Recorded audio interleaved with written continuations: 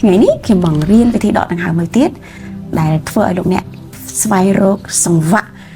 ដង្ហើមកាយនិងចិត្តរបស់ខ្លួនឯងឲ្យនៅផ្គុំជាមួយគ្នាបន្ថែមទៀតហ្នឹងគឺបច្ចេកទេសនេះឈ្មោះថាដង្ហើម4 7 8មានន័យថាម៉េចដកដង្ហើមចូលរាប់4ទប់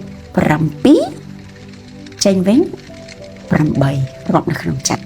ហេតុអីបានជាកន្លែងនេះដល់ទៅ7ពីព្រោះមួយដែរនៅពេលដែលយើងគ្រាន់តែដកដង្ហើម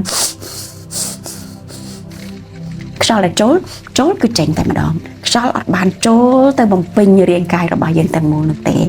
បាទធ្វើជាមួយគ្នា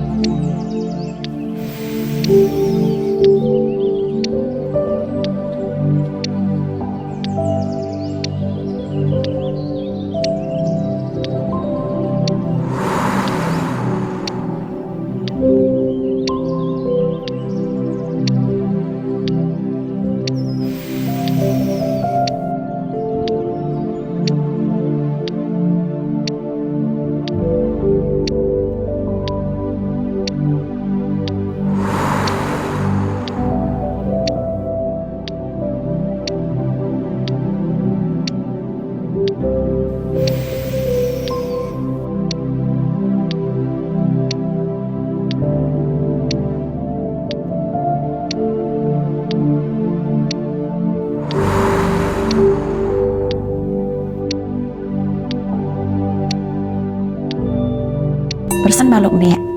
អនុវត្តញឹកញាប់មានទំនុកចិត្តហើយលោកអ្នកអាច